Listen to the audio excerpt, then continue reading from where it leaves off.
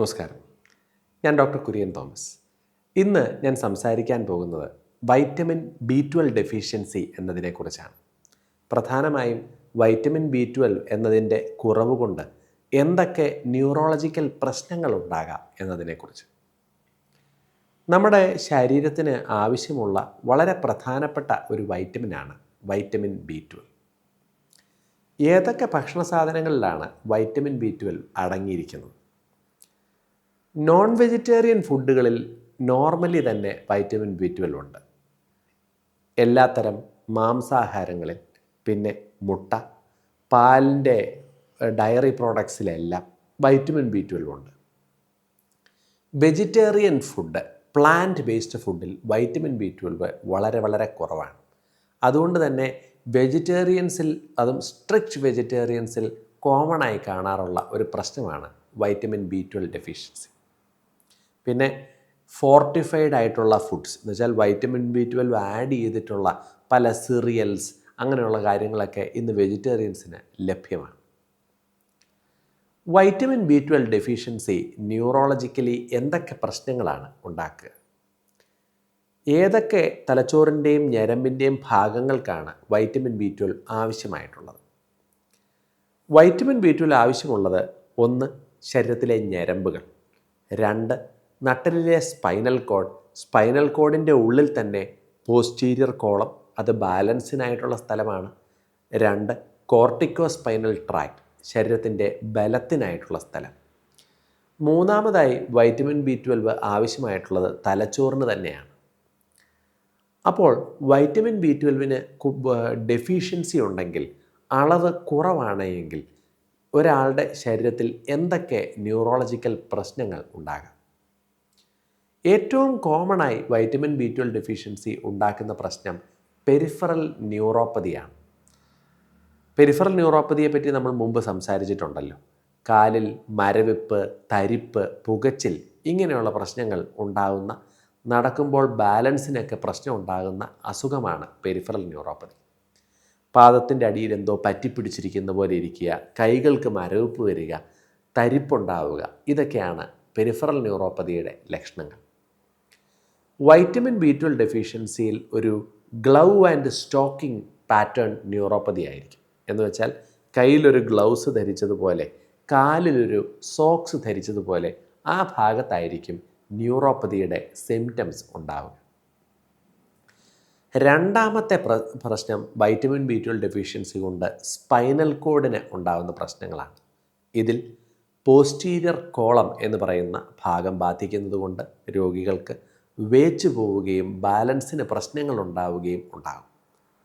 Cortico spinal ട്രാക്റ്റിന് ബാധിക്കുന്നത് കൊണ്ട് കാലുകൾക്ക് stiffness അനുഭവപ്പെടും. ന്യൂറോളജിക്കലി സബ്-അക്യൂട്ട് കമ്പൈൻഡ് ഡീജനറേഷൻ എന്ന് പറയുന്ന ഒരു രോഗാവസ്ഥയാണ് ഈ വൈറ്റമിൻ B12 ഡെഫിഷ്യൻസി കൊണ്ട് ഉണ്ടാവുക. ഏറ്റവും റെയറായി, എന്നാൽ മറ്റേതിനെ അപേക്ഷിച്ച് റെയർന്നേ ഉള്ളൂ, ഉണ്ടാകാവുന്ന ഒരു പ്രശ്നമാണ് തലച്ചോറിനെ ബാധിക്കുമ്പോൾ രോഗികൾക്ക് ഓർമ്മപ്പശക് ഉണ്ടാവുക.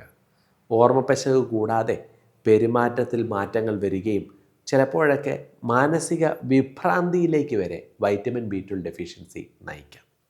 പിന്നെ ഈ ഞരമ്പിൻ്റെയും സ്പൈനൽ കോഡിൻ്റെയും ബ്രെയിനിൻ്റെയും പ്രശ്നങ്ങളല്ലാതെ റെയറായി മറ്റ് ചില കാര്യങ്ങളും ഉണ്ടാകാം. കണ്ണിന് വരുന്ന ഒപ്റ്റിക് ന്യൂറോപ്പതി, ഇങ്ങനെയുള്ള കാഴ്ചയ്ക്ക് മങ്ങൽ പോലെ വരുന്ന കാരണങ്ങൾക്കും വൈറ്റമിൻ B12 ഡെഫിഷ്യൻസി വഴിവെക്കാം. അതുകൊണ്ട് തന്നെ ന്യൂറോളജിക്കൽ അസുഖങ്ങളിൽ ചികിത്സിക്കാവുന്ന, മാറ്റം വരുത്താവുന്ന, ചിലപ്പോഴൊക്കെ പൂർണ്ണമായി ശരിയാക്കാൻ പറ്റാവുന്ന ഒരു രോഗകാരണമാണ് വൈറ്റമിൻ B12 ഡെഫിഷ്യൻസി. ഓർമ്മപ്പശകായിക്കോട്ടെ, ബാലൻസിൻ്റെ പ്രശ്നങ്ങളായിക്കോട്ടെ, കൈകൾക്കും കാലുകൾക്കുമുള്ള മരവിപ്പായിക്കോട്ടെ, ഒരു ട്രീറ്റബിൾ കോസായിട്ടുള്ള വൈറ്റമിൻ B12 ഡെഫിഷ്യൻസി നമ്മൾ എപ്പോഴും ശ്രദ്ധിക്കേണ്ടതുണ്ട്, മനസ്സിലാക്കേണ്ടതുണ്ട്. രോഗം മാറ്റാവുന്ന സമയത്ത് ചികിത്സ തുടങ്ങേണ്ടതുണ്ട്. ആർക്കൊക്കെയാണ് വൈറ്റമിൻ B12 ഡെഫിഷ്യൻസി ഉണ്ടാകാറുള്ളത്? ഞാൻ നേരത്തെ പറഞ്ഞ പോലെ പ്യുവർ വെജിറ്റേറിയൻ അല്ലെങ്കിൽ പ്ലാന്റ് ഫുഡ്സിൽ വൈറ്റമിൻ B12 അളവ് കുറവായതുകൊണ്ട് ആ ഡെഫിഷ്യൻസി ഉണ്ടാകാം. അതുകൊണ്ട് തന്നെ പ്യുവർ വെജിറ്റേറിയൻസിന് നമ്മൾ പലപ്പോഴും വൈറ്റമിൻ B12 സപ്ലിമെൻറ്റ് ചെയ്യാൻ, അതൊന്നുകിൽ ടാബ്ലറ്റായി അല്ലെങ്കിൽ ഫോർട്ടിഫൈഡ് ഫുഡ്സിൻ്റെ സഹായത്തോടെ സപ്ലിമെൻറ്റ് ചെയ്യാനായിട്ട് പറയും.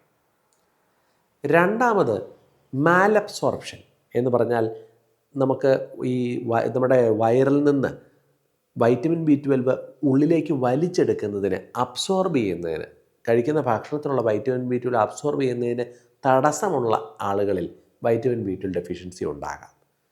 മറ്റൊരു കാരണമാണ് പെർനീഷ്യസ് അനീമിയ. ഇത് ഒരു ഓട്ടോ ഇമ്മ്യൂൺ ഡിസീസാണ്. ഓട്ടോ ഇമ്മ്യൂൺ ഡിസീസ് എന്ന് പറഞ്ഞാൽ നമ്മുടെ ശരീരത്തിൻ്റെ ഇമ്മ്യൂണിറ്റി തന്നെ ശരീരത്തിനെ അറ്റാക്ക് ചെയ്യുന്ന ഒരു രോഗാവസ്ഥയാണ്. വൈറ്റമിൻ B12 അബ്സോർബ് ചെയ്യുന്ന, വലിച്ചെടുക്കുന്ന സെൽസിനെതിരെ ഉണ്ടാകുന്ന ആൻറ്റിബോഡികൾ അതിനെ അബ്സോർബ് ചെയ്യാനായിട്ടുള്ള ശേഷി ഇല്ലാതാക്കുന്നതാണ് ഈ പെർനീഷ്യസ് അനീമിയയിൽ ഉണ്ടാകുന്ന പ്രശ്നം. പിന്നെ ഇപ്പോൾ ഒത്തിരി ആൾക്കാർ വെയിറ്റ് കുറയ്ക്കുന്നതിനൊക്കെയായി ബേരിയാട്രിക് സർജറീസ് അല്ലെങ്കിൽ വെയിറ്റ് ലോസ് സർജറീസിന് പോകാറുണ്ട്. ഇങ്ങനെയുള്ള ആളുകളിലും ചിലപ്പോഴൊക്കെ വയറിൻ്റെയോ കുടലിൻ്റെയോ ഒക്കെ ഒരു ഭാഗം വെയിറ്റ് കുറയ്ക്കുന്നതിന് വേണ്ടിയായി മുറിച്ചു മാറ്റിയിട്ടുണ്ട് എങ്കിൽ അവരിലും മാലബ്സോർപ്ഷൻ ഉണ്ടാവുകയും വൈറ്റമിൻ B12 ഡെഫിഷ്യൻസി ഉണ്ടാവുകയും ചെയ്യാം. പിന്നെ പ്രധാനപ്പെട്ട ഒരു കാര്യവും കൂടെ ഉണ്ട്. ചില മരുന്നുകളൊക്കെ നീണ്ട കാലം കഴിക്കുന്ന ആളുകളിൽ വൈറ്റമിൻ B12 ഡെഫിഷ്യൻസി ഉണ്ടാകാം. ഉദാഹരണത്തിന് ഡയബറ്റീസിന് ഏറ്റവും കോമൺ ആയി കഴിക്കുന്ന മെറ്റ്ഫോമിൻ, ഗ്യാസിൻ്റെ പ്രശ്നങ്ങൾക്ക് വേണ്ടി പാൻറ്റോപ്രസോൾ, ഒമിപ്രസോൾ എന്നൊക്കെയുള്ള പ്രോട്ടോൺ പമ്പ് ഇൻഹിബിറ്റേഴ്സ് നീണ്ട കാലം കഴിക്കുന്ന രോഗികളിൽ ഇവരിലൊക്കെ ഒരു പരിധിവരെ വൈറ്റമിൻ B12 ഡെഫിഷ്യൻസി ഉണ്ടാകാനുള്ള റിസ്ക് ഉണ്ട്. എങ്ങനെയാണ് വൈറ്റമിൻ B12 ഡെഫിഷ്യൻസി ഉണ്ടെങ്കിൽ നമ്മൾ ചികിത്സിക്കുക? ഏത് അളവിൽ വേണം ചികിത്സ തുടങ്ങാൻ? നോർമലായിട്ടുള്ള വൈറ്റമിൻ B12ൻ്റെ അളവ് കുറഞ്ഞത് 300ൻ്റെ മുകളിൽ വേണം. 200ൻ്റെ താഴെയാണ് എന്നുണ്ടെങ്കിൽ അത് ഡെഫിഷ്യൻസിയാണ്. 200ൻ്റെയും 300ൻ്റെയും ഇടയിലാണെങ്കിൽ പോലും രോഗികൾക്ക് ഈ ന്യൂറോപ്പതിയും ബാലൻസിൻ്റെ പ്രശ്നങ്ങളും ഓർമ്മ പെശകുകളും ഒക്കെ ഉണ്ടാകാം. കാര്യം ബ്രെയിനിൻ്റെയും നെർവിൻ്റെയും നോർമലായ ഫങ്ഷനിങ്ങിന് വൈറ്റമിൻ B12 അത്യാവശ്യമാണ്. വൈറ്റമിൻ B12 ലെവല് ചെക്ക് ചെയ്യുന്നതിൻ്റെ ഒപ്പം മറ്റ് ചില ടെസ്റ്റുകളും നമുക്ക് B12 ഡെഫിഷ്യൻസിയിലേക്കുള്ള സൂചന തരാം. ഉദാഹരണത്തിന് രോഗികൾക്ക് രക്തക്കുറവുണ്ടാകാം, അനീമിയ. അവരുടെ രക്തക്കുറവ് എന്ത് കാരണം എന്ന് നമ്മൾ ടെസ്റ്റ് ചെയ്യുമ്പോൾ, പെരിഫറൽ സ്മിയർ എന്നൊക്കെ പറയുന്ന ടെസ്റ്റുകൾ ചെയ്യുമ്പോൾ നമുക്ക് മാക്രോസൈറ്റിക് അനീമിയ എന്ന് പറയുന്ന ഒരു കാര്യം കാണാൻ സാധിക്കും. ചില ആൾക്കാർ ഒരു വൈറ്റമിൻ ടാബ്ലറ്റൊക്കെ കഴിച്ചിട്ടുണ്ടെങ്കിൽ ആ സമയത്ത് ഈ B12 ലെവൽ ചിലപ്പോൾ പൊങ്ങിക്കന്നേക്കാം. അവരിലും ചിലപ്പോൾ ശരിക്കും വൈറ്റമിൻ B12 ഡെഫിഷ്യൻസി ആകാം രോഗത്തിൻ്റെ കാരണം. രക്തത്തിലെ ഹോമോസിസ്റ്റീൻ, മീഥൈൽ മലോണിക് ആസിഡ് എന്ന് പറയുന്ന ചില കെമിക്കലിൻ്റെ ലെവൽ ടെസ്റ്റ് ചെയ്താൽ വൈറ്റമിൻ B12 ഡെഫിഷ്യൻസി ആണോ കാരണം എന്നതിലേക്കുള്ള കൃത്യമായ സൂചന നമുക്ക് ലഭിക്കും. പിന്നെ ഞരമ്പിൻ്റെ ഡാമേജ്, സ്പൈനൽ കോഡിൻ്റെയും ബ്രെയിനിൻ്റെയൊക്കെ പ്രശ്നങ്ങളാണെങ്കിൽ നെർവ് കണ്ടക്ഷൻ സ്റ്റഡിയും MRIയും ഒക്കെ നമ്മൾ ചെയ്യാറുണ്ട്. അതിലൊക്കെ ടിപ്പിക്കലായ ചില കാരണങ്ങൾ നമ്മൾ കാണാറുമുണ്ട്. വൈറ്റമിൻ B12 ഡെഫിഷ്യൻസിയാണ് ഈ തരം രോഗങ്ങളുടെ കാരണം എന്ന് മനസ്സിലായാൽ നമ്മളതിനെ ചികിത്സിക്കുക. IV ആയിട്ടോ എന്ന് വെച്ചാൽ ഞരമ്പുകളിലേക്ക് കുത്തിവെച്ചോ, അല്ലെങ്കിൽ IM ആയിട്ടോ എന്ന് വെച്ചാൽ മസിലിലേക്ക് കുത്തിവെച്ചോ വൈറ്റമിൻ B12ൻ്റെ ഇഞ്ചക്ഷൻ കൊടുക്കുക എന്നുള്ളതാണ്. ഇത് അടുപ്പിച്ച് 7 ദിവസം വരെയൊക്കെ കൊടുക്കും. അതിനുശേഷം ടാബ്ലറ്റുകൾ തുടരാനായിട്ട് പറയും. മൈനറായിട്ടുള്ള സാഹചര്യങ്ങളിൽ ചിലപ്പോഴൊക്കെ ഇഞ്ചക്ഷൻ വേണ്ട, ടാബ്ലറ്റ് പോലും മതിയായേക്കാം. ന്യൂറോളജിയിലെ പ്രധാനപ്പെട്ട പല രോഗങ്ങളുടെയും ഒരു ട്രീറ്റബിൾ കോസ് ആണ് വൈറ്റമിൻ B12 ഡെഫിഷ്യൻസി. തിരിച്ചറിയപ്പെടുന്നത് കുറവാണ്. നമ്മളുടെ ചുറ്റുമുള്ള പല ആളുകളിലും, പ്രത്യേകിച്ച് വെജിറ്റേറിയൻ ഫുഡ്സിലൊക്കെ ഉണ്ടാകാവുന്ന ഒരു കാര്യമാണ് വൈറ്റമിൻ B12 ഡെഫിഷ്യൻസി.